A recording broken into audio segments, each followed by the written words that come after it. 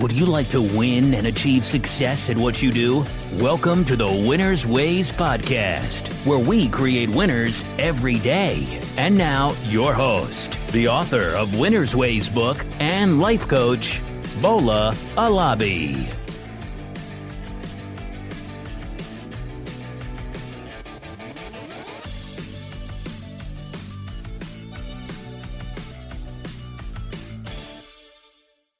Hey guys, welcome to another episode of the Winner's Ways podcast.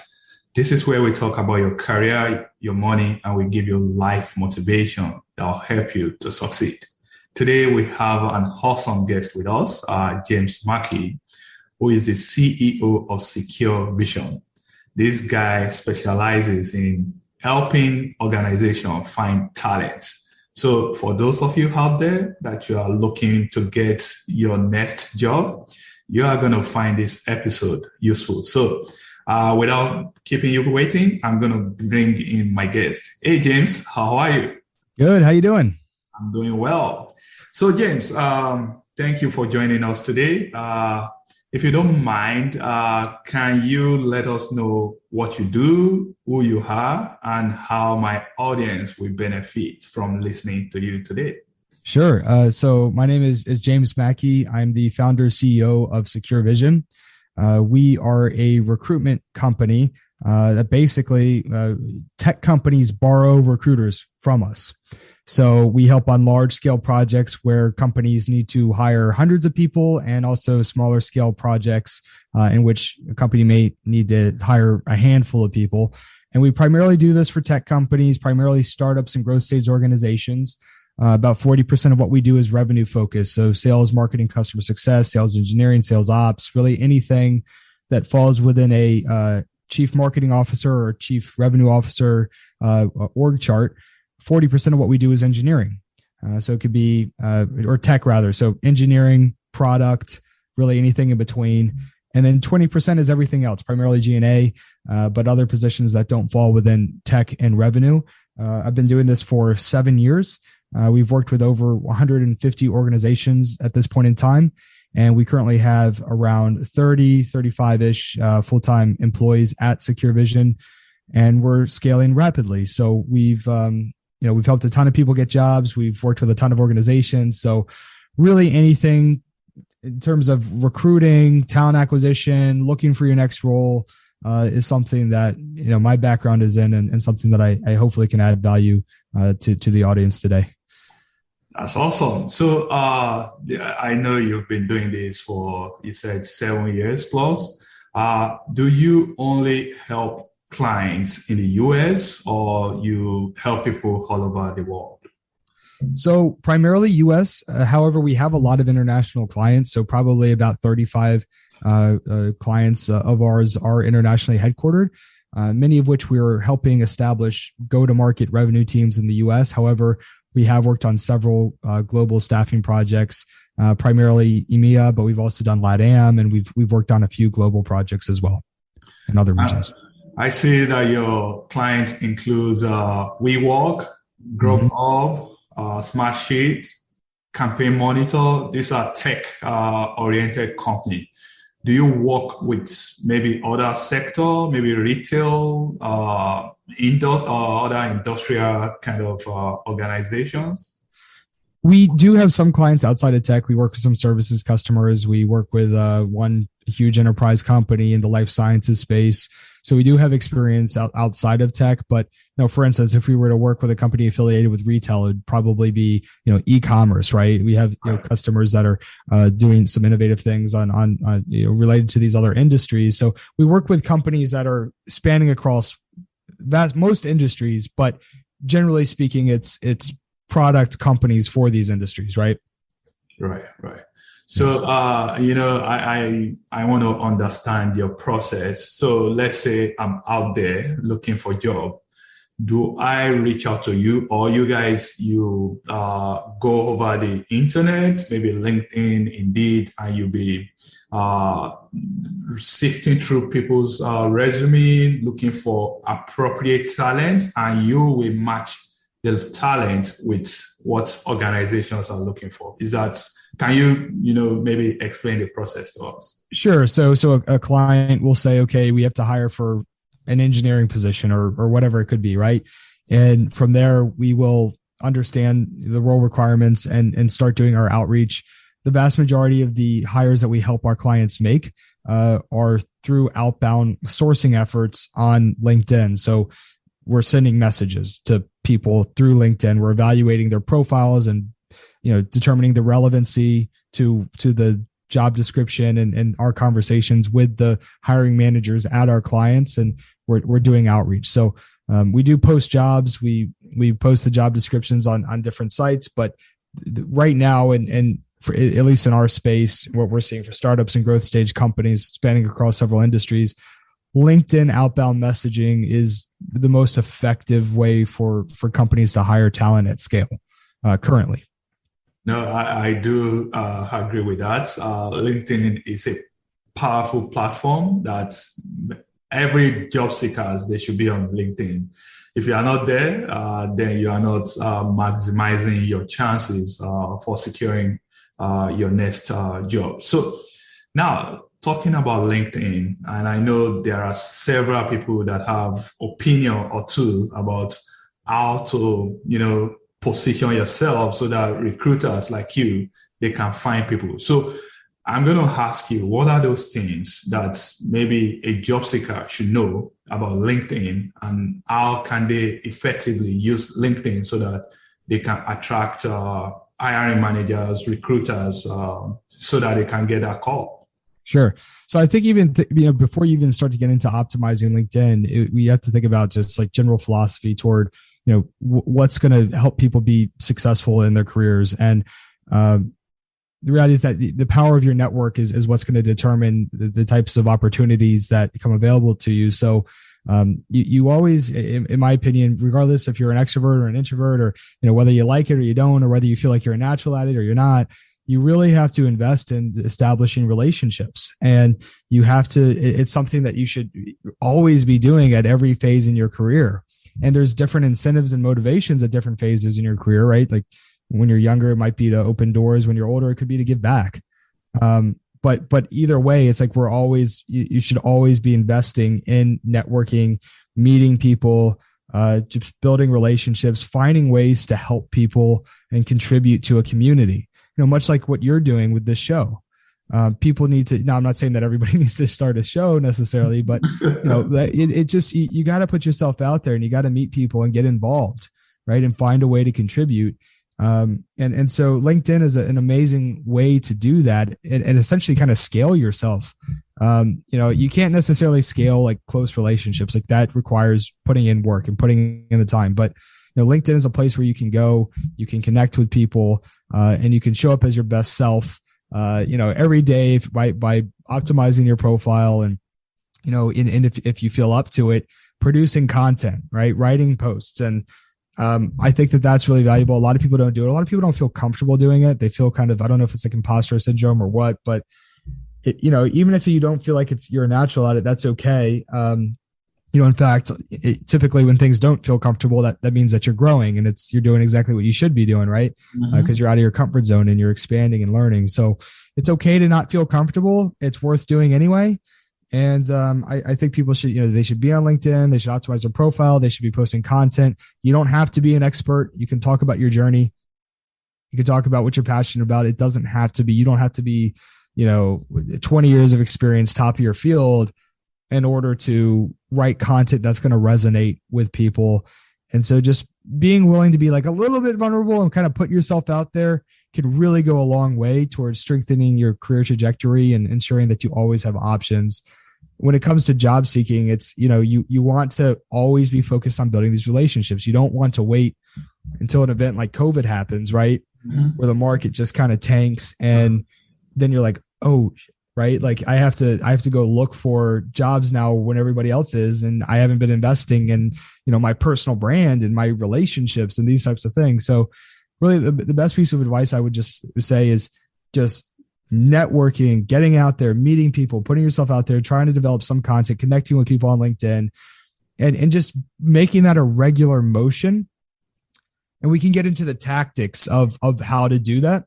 But I just think that that's, if and it's, look, not everybody's career focused, and that's okay. This maybe isn't for everybody, but if people are looking to take their career to the next level, proximity is power, right? Sure. You have to get in the right circles. And it's like, people say it's not what you know, it's who you know. And of course it is what you know too, but that just shouldn't, something like that. That's not like a limiting belief. If you don't know the right people, it's not that you can't be successful. It just means you have to get to know the right people. You have to find out how to get in certain circles and how to get involved in certain communities where there's going to be people that, are basically like similar to who you want to become professionally, and surround yourself by those types of professionals. Right.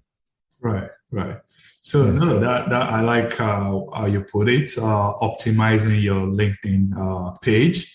And you just spoke about the strategy, and the next step will be the tactics. But before we go into the tactics, you said posting content.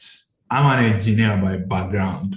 When you say posting content, are you saying maybe I should be posting like technical content, or is it sharing news, or sharing information about my company? I love writing about leadership. I love writing about career. Is it that type of content, or what content are you referring to, James? I think people should write about whatever they're passionate about. Like maybe you're an engineer, but maybe you don't really, if you don't want to write technical content, then don't, right? If you like talking about leadership or philosophy, that's what somebody should write about. Either way, it's like you're contributing something of value to a community. I think it's important to develop a personal brand. The brand doesn't necessarily have to be tied to what you do. I mean, it depends on what you want to get out of it, right? If you want to be known as a thought leader within your industry, then obviously like content relevant to your industry is going to be important. But, even if somebody just like is literally just wants to get their name out there, build a personal brand, they can talk about whatever they want to. They could talk about a family vacation, right? They could talk about challenges that they're having with work, or light bulb moments, or, stuff that their company is doing. I mean, I think it's just, keep it authentic, keep it, stuff that you're interested in. And of course, think about like, what's the outcome that you want to produce, right? And I think just, again, it's you got to remember, optimizing your profile, everything is kind of secondary to real relationships. That's right. Real conversations, meeting people, finding a way to help and contribute. That is the most important thing. But if you can do that and then couple it with content, for instance, like if you have a conversation with somebody you met, connect with them on LinkedIn, and then they're going to see your posts, right? And you're just going to continue to build that familiarity. And it's something where, as a job seeker, when the time comes where you're looking for doors to open, if you built up a strong network, people are you're a known quantity at that point. Right. And whether, we like it or not, people have biases toward people they know. Right. I mean, that helps open doors. And I'm not saying that's right. I'm just saying people will perceive it as less risky to work with individuals that they've interacted with in the past. No, I agree with that. And I think part of, you said meeting people, communication, relationship. I think part of the strategy here is if you see any content that appeal to you, just going into the post and, adding comments, useful comments, so that people will see that, hey, this guy is active, on LinkedIn. That will be a good addition to what you just said. There's something about LinkedIn, and I think many people are underutilizing this platform. Building one's profile on LinkedIn, maybe writing the About Me section, the picture on your profile, your job summary, all these things are important. But I want to ask from you, because I noticed you have quite a number of followers on your LinkedIn page. What are the essential sections or parts of that people need to focus on while building their LinkedIn page? I think as long as someone is comfortable with it, I think, maintaining an open profile where people can see your picture. I think that, again, and there's some reasons why people may not feel as comfortable, right? some people might even feel like if they share too much information, they could be discriminated against, for instance. I mean, there are legitimate reasons why people don't want to share some types of information. And I'm empathetic to that. And I understand. However, if someone is comfortable, generally speaking, I think it's a good idea to put yourself out there to, have a good photo that, the entire LinkedIn community can see. I think it's good to really kind of fill out the profile as much as you can and have it be transparent and searchable. I think it's when you're thinking about what content to put in the About Us section, About Me section, what content to put in, for underneath your role description. I think it's just, again, thinking about the outcome that you want to produce. For instance, if you're a salesperson, maybe you want to put content about the product and solution that you're selling, right? At least partially. You want to have it be your personal brand, but you might also want it to have an element about what your company does. Versus if you're in engineering, maybe it has nothing. It doesn't need to have anything about really your company, but maybe it's projects you've worked on over the past few years, highlighting some of the experiences that you've had. Right. Again, it's what purpose what you want, what kind of introductions, what kind of conversations you want to have, and then finding a way to give people that kind of value or transparency or clarity into whatever it is whatever you want people to know about you. Right. Which I know that kind of sounds, or maybe that's a little vague, but it's situational. It's situational based on what somebody wants to accomplish on the platform. Okay, that's good. Now we've been talking about the job seeking side, and there's the other side. That's the companies that are looking to hire people. When we want to focus on companies that are looking to recruit, what's sort of advice or recommendation do you have for companies that are looking to build that talent pipeline, and not only building the pipeline, also being able to retain their talent? Because right now we know that there is a stiff competition for talent all over the country. People are moving from one company to another. So how can company ensure that they retain their talent? Yeah, so this is like maybe an oversimplification, but the best thing that companies can do is just give people what they want. Stop fighting it, right? Don't build employment packages that the CEO wants. Build employment packages that players want, right? If the CEO wants an office, okay, fine. Well, what do the best fit individuals want, right? The person that can really add value to the company and take it to the next level. If they want remote, give them remote. Like, just don't, if you have the ability to give people stuff they care about, do it, because the best candidates on the market are going to have the most options. And it doesn't matter if we're in a bull market or a bear market or recession, the best, usually, the top people that are going to add the most value to your organization are always going to have the most options in any market condition.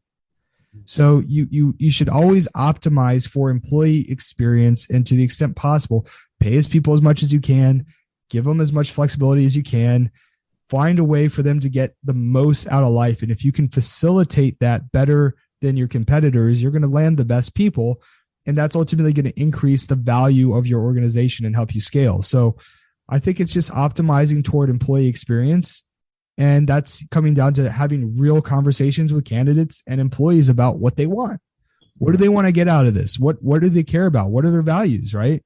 And you don't have to appeal to the whole market. You just have to appeal to a segment of the market, right? It's not like you have to be everything to everyone, but you have to say, okay, this is the type of skill set or a professional experience background that seems to be successful here. Let's optimize toward this segment of the market. What do people what are they typically looking for? In terms of if they have the experience required, what do these individuals that are usually a good fit for us? What are they looking for? What are the commonalities, and how do we optimize for that? So that's the one piece. The other piece I would say is invest in content and assets for candidates considering your business. Like, a lot of companies are not very good at that. Like, their careers page usually isn't very good. They haven't put up together a lot of video content answering FAQs from employees in scale positions. So, for instance, if you have to hire 100 engineers, you should have like 20 videos on your careers page going through answering FAQs for, different questions that engineers have, right?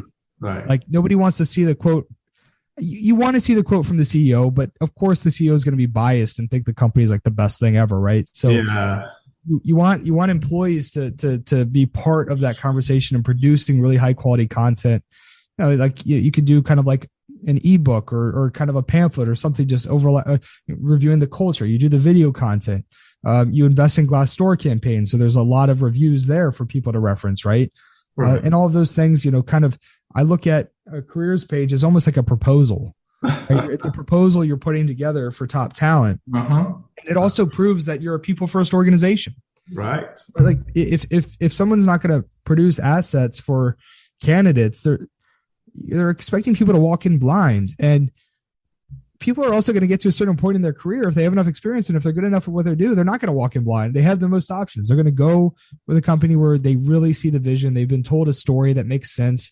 The employer's version of the future seems logical and something that is likely to happen, and they feel confident. And the best way to help people feel confident is to produce a lot of great assets for them, and then again have employment packages that they want, right? That are really compelling. So I think those are the kind of the two pieces that work together, and the companies that are winning generally do those things very well. And I would even argue that beyond having incredible products and solutions, the companies that are actually going to really develop the incredible products are going to have the best fit people on their team at the startup and growth stage phase. So they need to invest in this early, and most companies should invest in it earlier than they do, because that foundational team of 20, 30, 50, 100 people that you have working for you are going to significantly impact the trajectory of your company.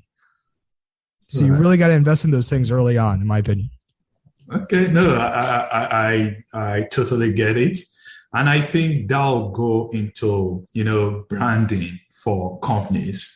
When you are explaining this, you talk about what organizations need to do, to retain talent and, make their employees happy. You share that career page ideas. And I've never thought about that, maybe getting one of the employees to speak about the company, rather than the CEO having a quote or something like that.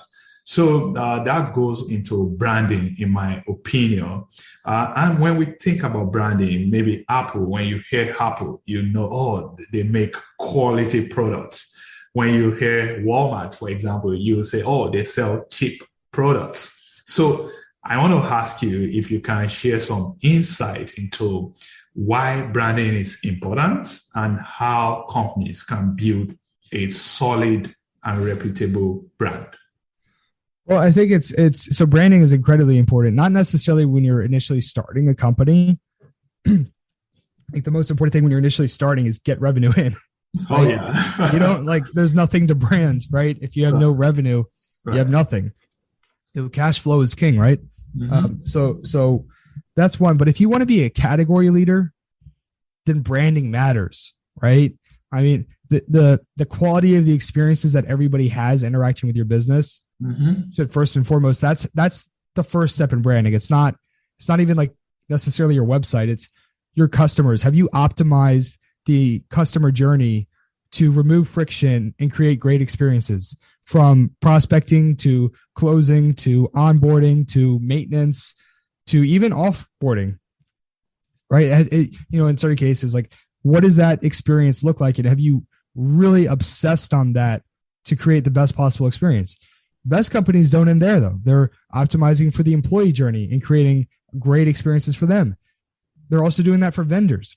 Mm-hmm. Ideally, everyone that's associated with your company is going to have a good experience. And you got to think about, what is the entire ecosystem, right? The entire ecosystem for our business. And have we optimized for experience across the board? So that's the first, because if you do that, referrals, word of mouth, that stuff's going to start to skyrocket just by creating great experiences. Then it comes about, okay, we need to start to get ourselves out there, and people look, like, if you have a clean logo and a clean UI on your website and you look professional, like, nobody's going to assume the best company in a category is going to look very well put together, right? Mm-hmm. So if a company doesn't have that, they're going to either show up as a mom and pop, or they're going to show up as a second tier, or they might look like a low cost provider.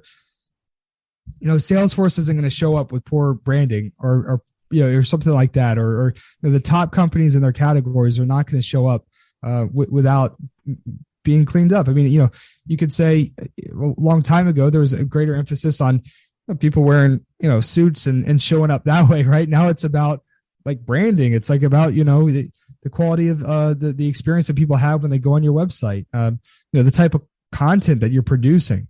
That's a big part of a brand and scaling word of mouth and referral. It's like, can you create valuable content and share it with the community? Key companies do that. Do they have some kind of subject matter expert that can speak on industry topics and go out there, do podcasts, right? Write content for LinkedIn, and provide value. That's another important way to do branding, because a lot of companies scale through referral and word of mouth. Right. And the only ways to scale referral and word of mouth is to create, the primary ways, create great experiences for people and produce really valuable content. Mm-hmm. Right? Like those are the two primary ways to scale those kind of lead sources. Right? Yeah, absolutely. So your company, SecureVision, specializes in building talent acquisition solution, right? Let's say a company out there is looking to hire a recruiter so that they can help them build their talent. Why should they go with SecureVision? What sets your company apart, James, if you don't mind? A lot of the traditional RPO providers, again, like just that means recruitment process outsourcing, but basically like companies where you can borrow recruiters from, or RPOs, right? You can borrow a team of recruiters from us. That's our kind of value add. You don't have to hire the internal headcount. Much better quality and cost per hire than what you're going to find from contingent agencies, traditional recruiting agencies. So we kind of sit in the middle of in-house and contingent and provide hopefully the best of both worlds. In terms of differentiators, one of the clear thing for traditional providers in our space, they usually pay pretty low base salaries to their employees. They're pretty top heavy in terms of management, these types of things, overhead. We've done a pretty good job of staying lean. We focus most of our expenses, it goes to payroll for our talent advisors, our recruiters. So, a lot of times recruiters are going to come to work for SecureVision and they're almost going to double their salary. The other thing that we don't do is we don't provide commissions to employees on a per hire basis. And the reason that that's important is that it removes any type of a conflict of interest. So if you have a recruiter at an agency that has a really low base salary and high commissions, they're not necessarily focused on quality of hire. They're focused on pushing across a hire as fast as they can at any of all costs. And even if it's not the right fit, the goal is velocity at all costs. It's not quality.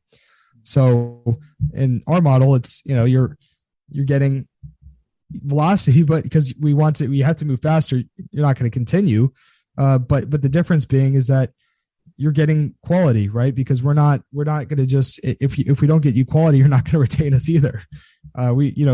It's a better model in terms of aligning incentives is one way to look at it. So I would say we pay our people much better. So companies typically will leave other RPOs and agencies and come work for us.